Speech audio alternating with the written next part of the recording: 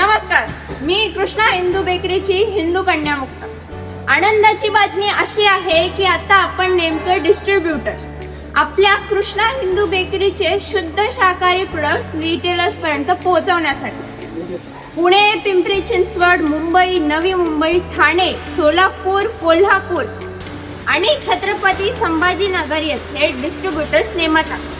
आपले सर्व hygienic bakery product तुमच्यापर्यंत पोहोचावेत यासाठी डिस्ट्रीब्युटर यांचे डिस्ट्रीब्युशन नेटवर्क आहे।